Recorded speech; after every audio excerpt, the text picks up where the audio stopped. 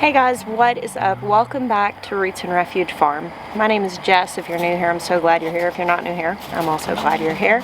I'm out in my garden for a very casual and laid-back garden tour video. If you've been here very long, you know that I do these videos throughout the growing season. I have for the last 6 years now.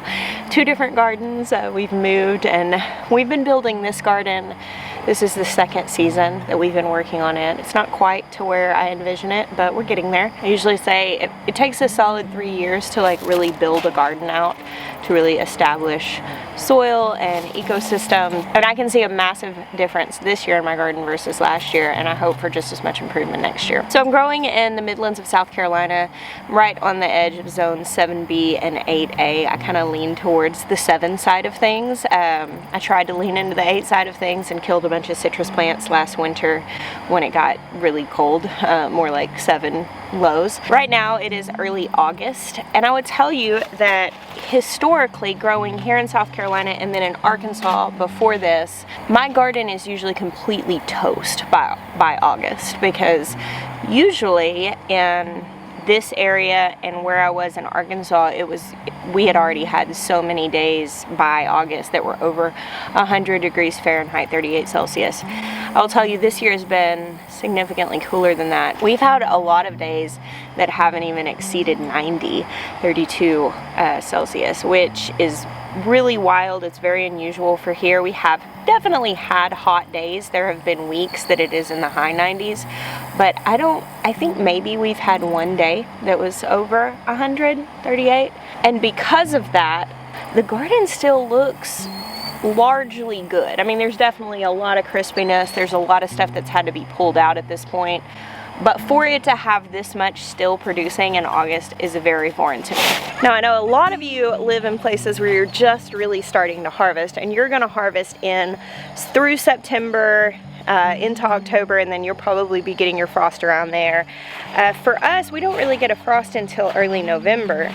And with that being the case, what August looks like in the garden for us is a lot of things are finishing up, and we are putting in the things for fall. We're pulling out the stuff that's coming to an end. Some things we're pulling out even though they are still kind of producing, but they're just not producing great. So we go ahead and pull them out to make room for fall. But this year we have a really big garden, so we have a lot of room, so there's still a lot of the scraggly stuff hanging on. So the way our garden works is we actually have multiple zones, and in those zones we grow in different styles. So in here, this is obviously a raised bed garden. We also have an in-ground no-dig garden. We have a tilled area. Now I'll tell you, I may focus a little bit in this garden tour more than usual about what we're gonna do differently next year. When I come to the end of a season, I like to really think about what I liked, what I didn't like, while the season is very fresh on my mind. People ask me all the time, how do you keep records? This is it, baby. I make videos. I come back, I watch these later. This is my garden journal. It's you guys.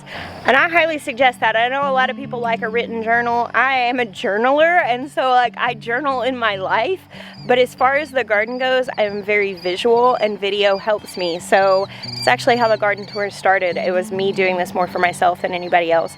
And you don't have to have a YouTube channel to make videos for the sake of records. You can totally just make videos on your phone for you to watch later. I think posting them and sharing them is great because it helps build community and connection with other gardeners, but just making some videos on your phone of what you're planting, when, how it's doing, maybe like a little weekly clip that you go through and film a little garden tour for yourself that you can look back on in the winter whenever you're starting to make your garden plan. So down here at the very end of the raised bed garden, now there's no fences in this garden. You can see it's all just kind of open. That's going to change. That's something that's kind of high on the list next year, is to get all of the fencing in. We're going to have arbors and gates and everything entering in. We didn't want to build that stuff till we were done building all the infrastructure, because obviously getting equipment in makes the infrastructure building a lot easier. Down here I still have tomatoes.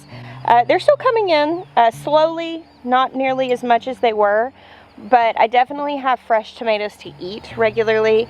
My plants are looking fairly sick. I've stopped pruning off the sickly parts because at this point I don't really care that much.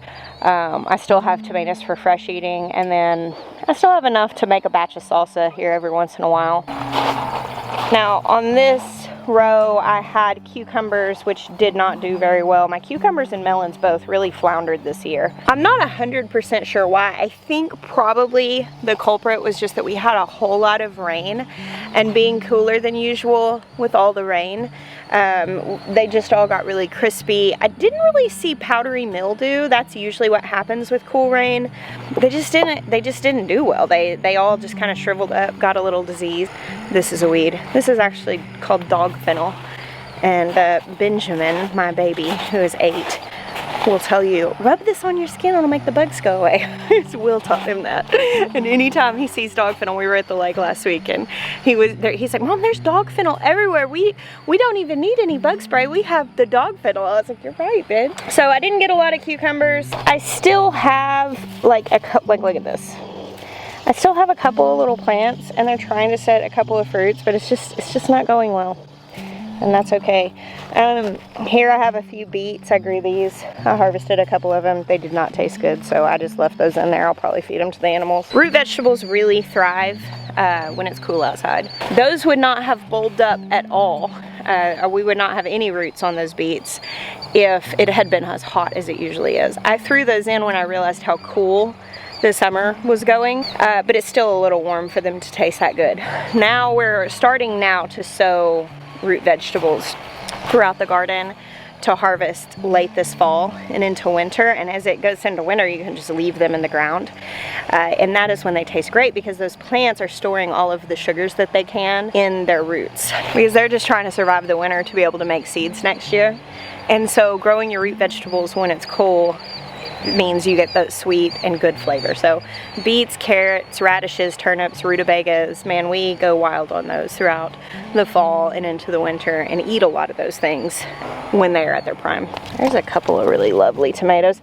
This is actually a mix-up. I have this labeled as Dr. Witchy's, but it's definitely not. Dr. Witchy's is yellow and this is red, but it's been a really good tomato. I may end up saving seeds from one of these just because I really liked it.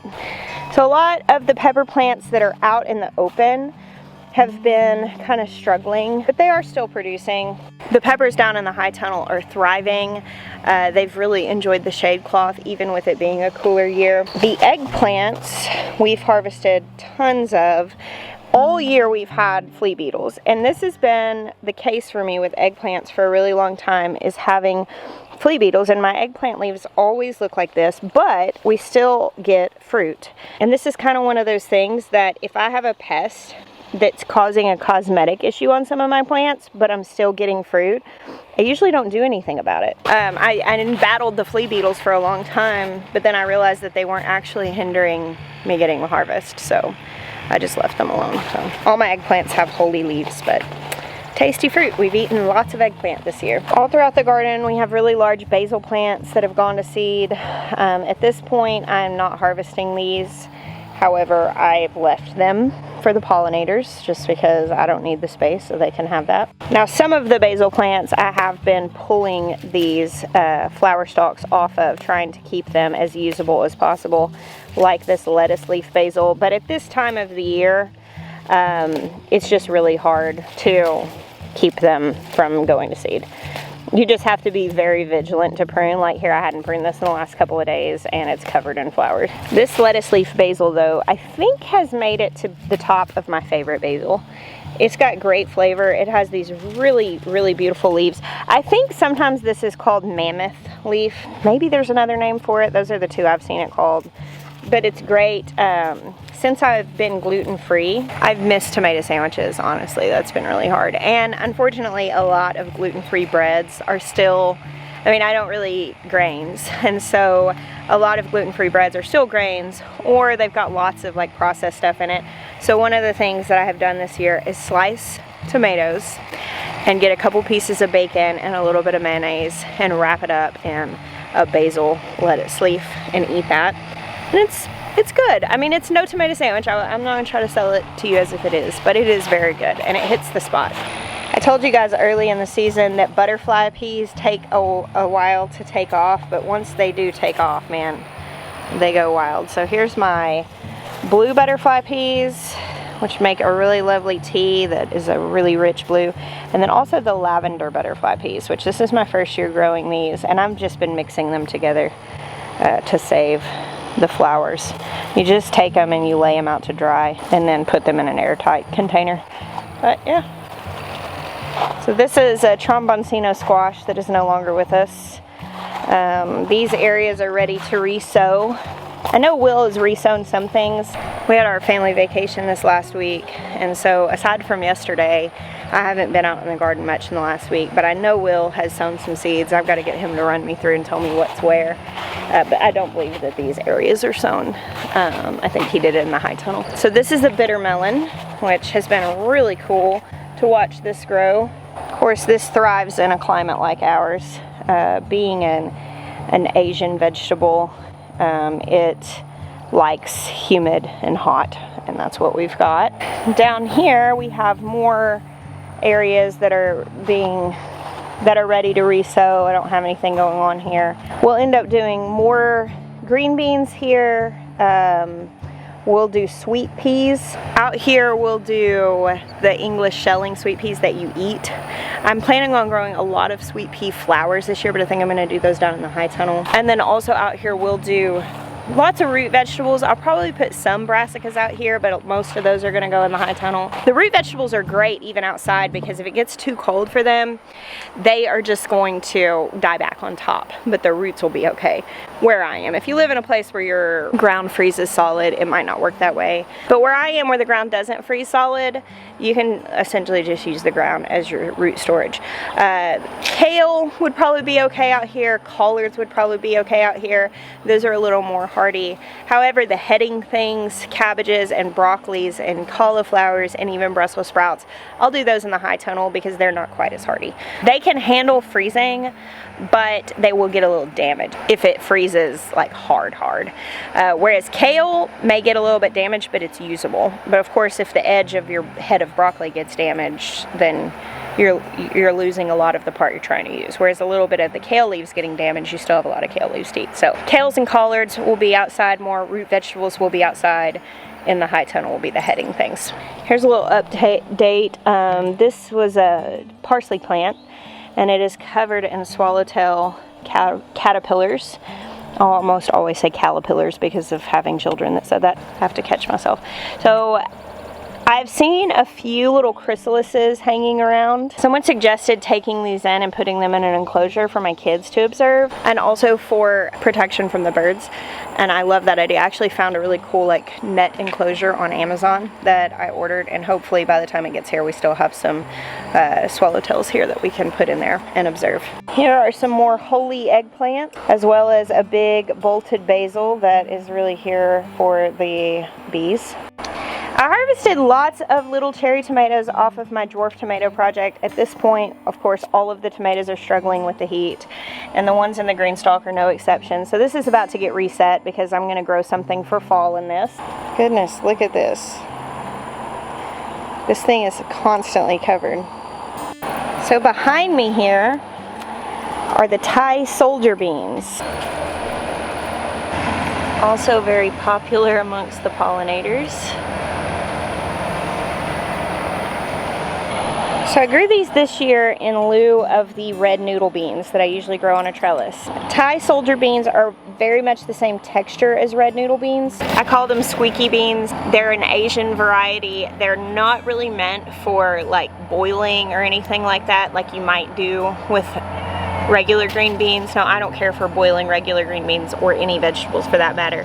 I'm very much a saute or a roast girl, even with green beans. I just think there's better flavor. And if you're doing any sort of squeaky Asian bean, like noodle beans or asparagus beans, yard long beans, or Thai soldier beans, you want to saute these.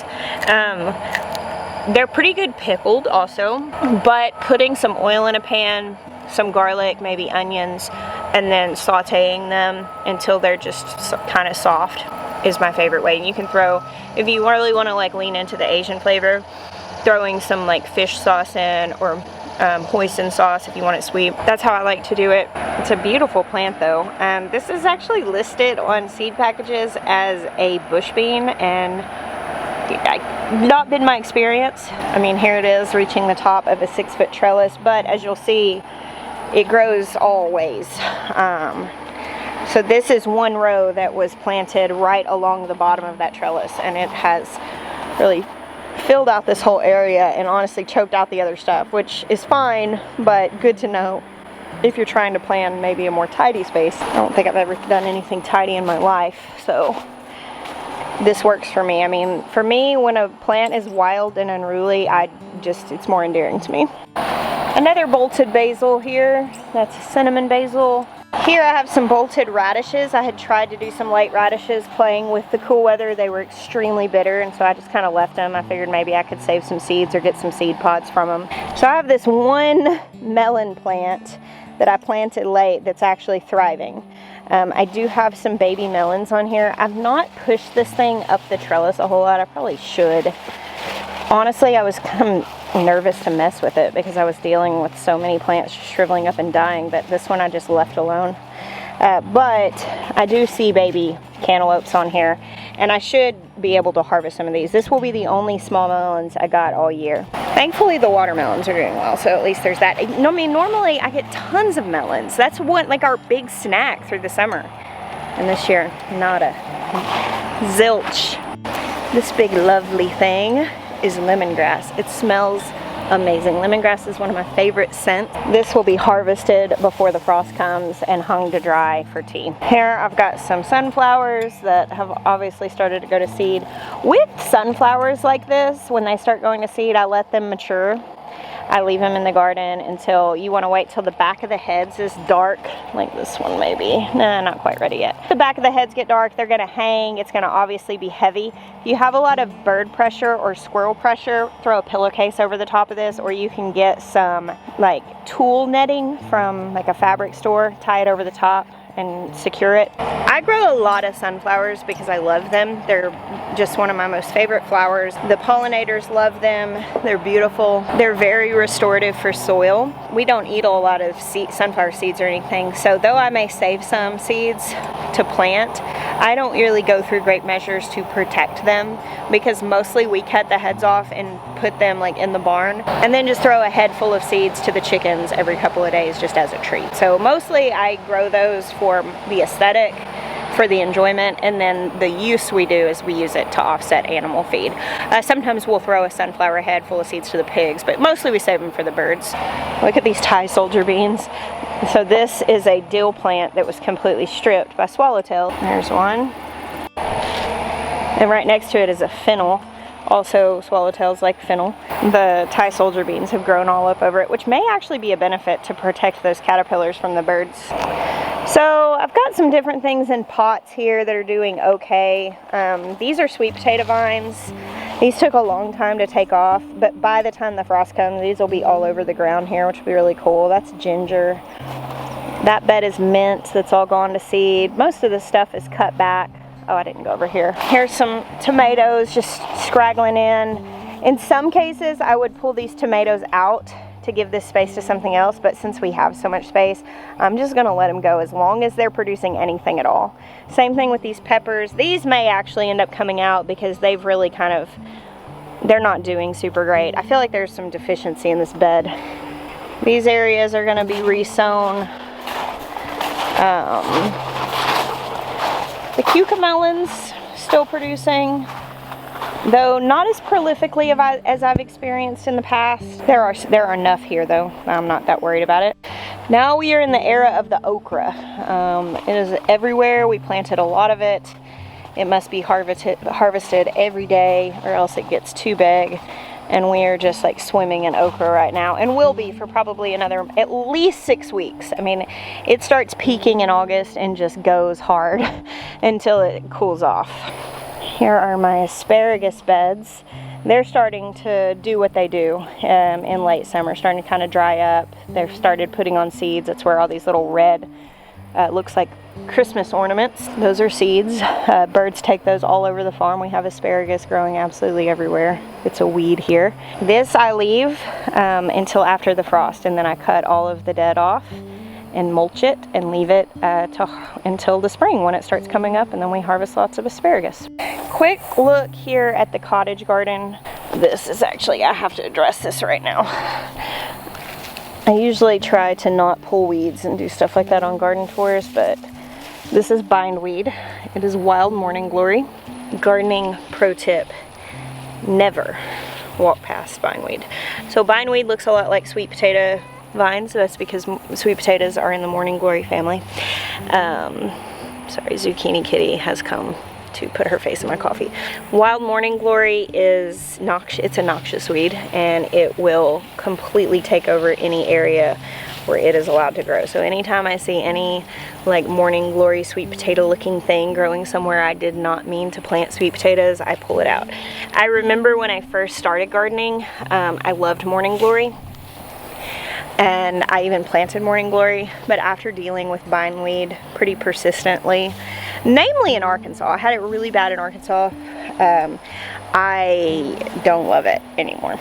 And I haven't dealt with it terribly in my garden here, but anytime I see it, I pull it. And like here, I can't walk past it, because if I forget and this somehow goes to seed, then I will never, it will be eternal in the garden. Oh wow, look at that beauty. So I threw these seeds out one day. I was just out here, and I mean, I just threw, these are Benary's. Oh, look at that spider, that's interesting. These are Benary's giant zinnias. And one day I was out here and I just decided I would throw these in, some cosmos, which you can see down there. Here's some more of the zinnias. And I just thought, threw these annual seeds out, and I'm so happy I did. This pop of color has just brought me a lot of joy here. This garden is wild, it's overgrown, and honestly, it's I don't want to say it's too full, because you want that for a cottage garden, but there are things that I don't love. Like, I love these baptisias when they bloom, but when they stop blooming, they kind of flop over. You know, they take up almost a 5-foot radius. And so there are things out here that I want to be different. So we're actually planning on reworking this space. I think there's one of the baptisias that's just kind of laid out in the walkway.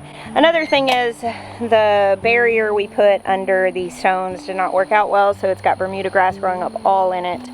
So I think we're gonna actually like completely redo this space over the winter.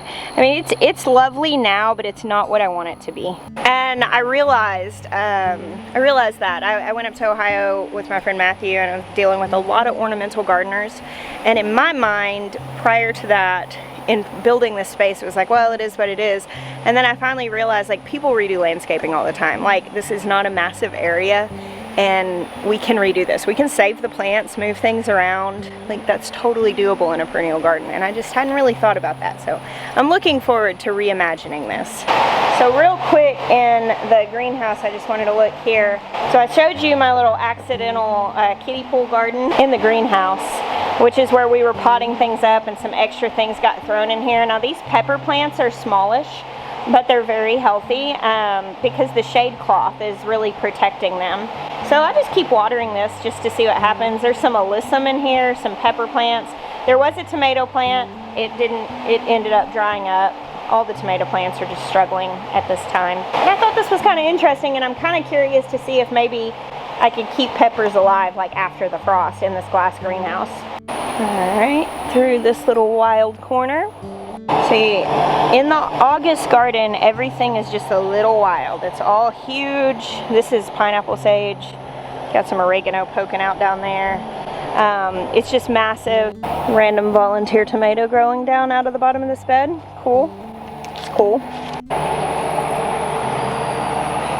So one thing that I'm looking forward to finishing for next year is like all of the areas, I think, where you see the black paper. We kind of paused here just because it's hot, and we got to the point that we were like, this garden is what it is for this year, and the remaining projects, we were like, well, we'll finish that over the winter for next year.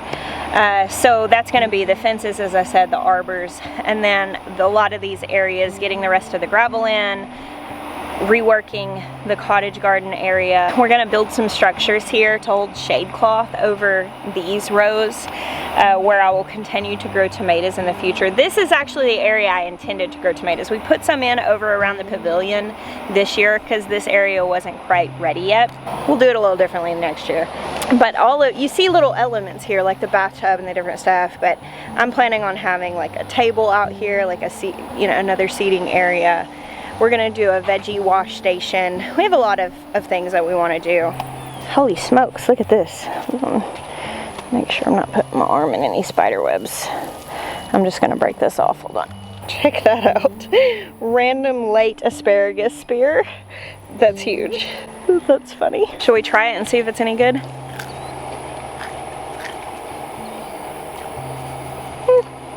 It's not bad. It's definitely pungent. This is actually where the majority of my current tomato harvest is coming from, is down here in the beds that we planted like almost 2 months after the original. A lot of my seedlings were stunted this year for a variety of reasons.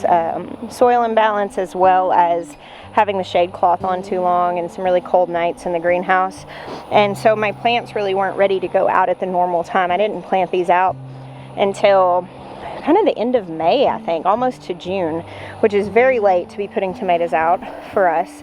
And I've been pleasantly surprised. Now, I don't think it would have gone so well had we had our normal hot summer, but these are still even setting blossoms, which is extraordinary. So we're still getting a lot of tomatoes. They are dealing with some of the late season diseases that are really common, but as I said, I'm just gonna leave it until there's nothing left to harvest. All right, we are now up in the in-ground area. Now, I skipped over this middle section. There are some sweet potatoes growing there.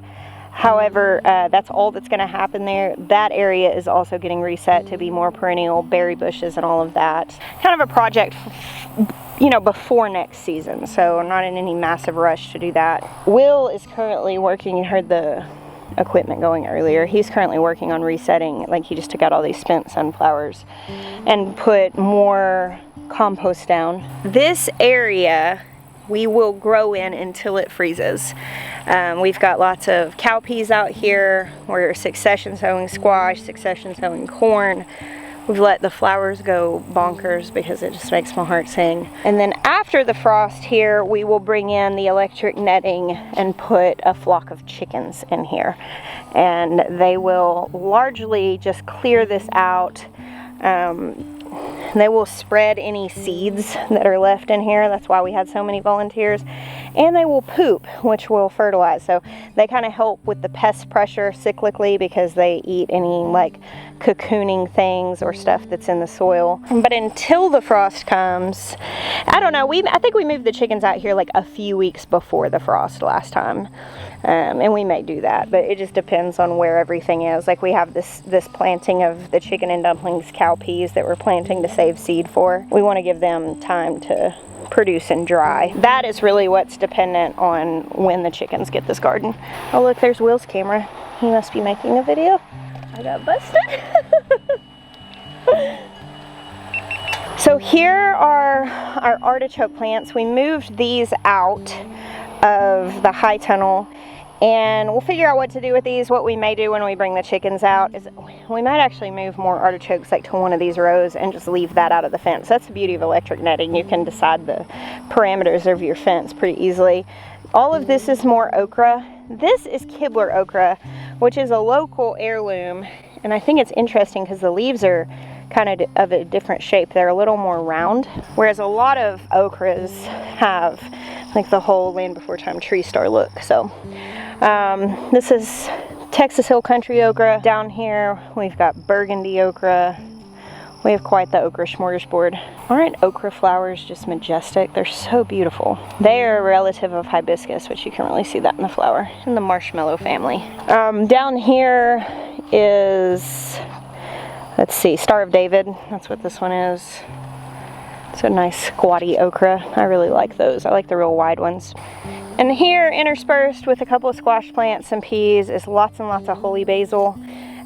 What we have done with this holy basil this year to prune it is literally just come in and weed eated the top of it, and it has continued to produce like crazy. We've made lots of tea. I've given quite a bit of it away. I'm gonna dry a lot of it. That's kind of next on the list. So this garden has been my favorite garden this year. Wasn't expecting that. I've loved having my raised bed garden. That's made it feel more like home to me, because that is this is such an artistic expression. But this wild and wayward volunteer garden, which much of this we planted, but a lot of it is volunteer. Man, it just makes my heart sing. It's so pretty. And it's like not the right time of day to be shooting videos right now as far as light goes. But when I come out here in the evening and the sun is setting over here, I kid you not, this whole thing just glows. It's beautiful. So this high tunnel last winter, I had attempted to make this more perennial. I decided I didn't like that. My citrus didn't do well. The artichokes were huge. So this year we did peppers in here, and over winter we're going to do cold vegetables, so producing as much food as we can. So we're tons of peppers. These peppers will actually go for a while, probably until frost, or until I decide I don't want to give them the space anymore. Which I will probably give them the space until very close to frost. I mean, they're just producing so much, and I can preserve peppers really easy by drying, canning, pickling, fermenting, and we're eating peppers fresh every single day. I can come out and get some sort of pepper pretty much every day to put in something that I'm cooking, or to just snack on. So over here, this is already re-sowed. Will actually did this, and he's got it marked. It's like different lettuces, brassicas, roots. Like here's cauliflower, and he just direct sowed these in here. That works right now in August because there's a 50% shade cloth over this. Now, some of you may live in places that your highs every day don't exceed 85 Fahrenheit or 26 Celsius, in which case you can probably direct sow your winter stuff in August. If it does exceed that temperature, and it is likely to continue exceeding it, you really need to start those inside, or at least in a shady place.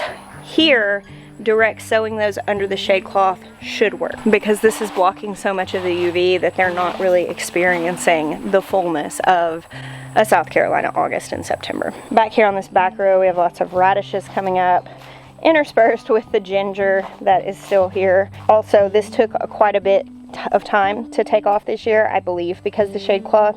So I'm thinking the ginger is going to go out after this year. Beginning of next year, I'll just start with fresh ginger, and I'll give it some sort of more permanent place, probably in the raised bed garden, somewhere where I won't have chickens scratching it up in the winter. Because this didn't, I mean, there's a lot of ginger growing back here, but not nearly as much as we could have. Ginger likes it hot, so the shade cloth is not beneficial to it. Here I have lots of ground cherries that are pretty much throwing in the towel, so these are coming out really soon. And again, I mean, just an incredible variety of peppers. Look at these. So these are not the super hot ones, I don't think. Yeah. Yeah, there's no clue. There's no telling. Oh, Lord, who knows? I can't even remember where I got these seeds, but I do remember that they look like that really hot one, but they're not. They're not, thankfully. They're not. Tiny bit of heat up there at the top. Have you eaten one of these? Oh, those little tiny things. What are those called? I can't even pronounce it. They're not hot though. Oh, very flavorful. Really fruity. Cinnamon. No, I think it's this one. This is the tag that's right next to it.